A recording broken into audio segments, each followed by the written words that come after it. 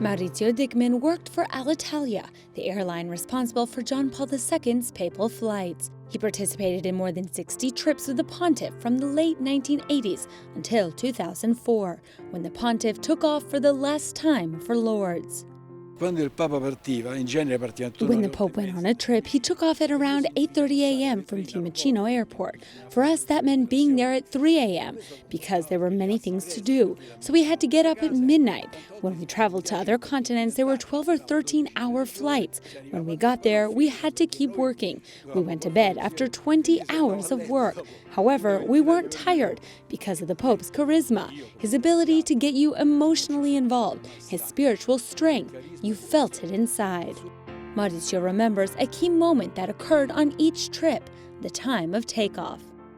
E sai che quando l'aereo sta in partenza, When the plane takes off, all the lights are turned off for more power, but one remained on, the Pope's. We were all there staring at him, because in the dark you could see that whiteness, and you could feel this mystical silence. At that moment, you said to yourself, mission accomplished. The shepherd is returning home. We work for him, and he works for us, the church. Maurizio has many memories, some indelible. One trip in particular is John Paul II's time in Cuba in 1998.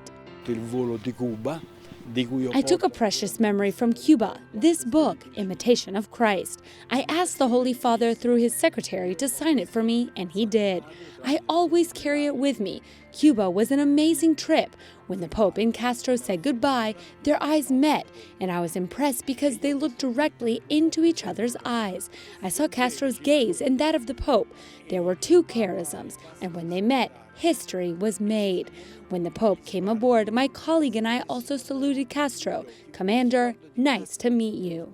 Maurizio has retired, but he will never forget his trips alongside John Paul II. He also remembers a very personal encounter when the then pontiff celebrated Maurizio and his wife's 25th wedding anniversary in his private chapel in the Vatican.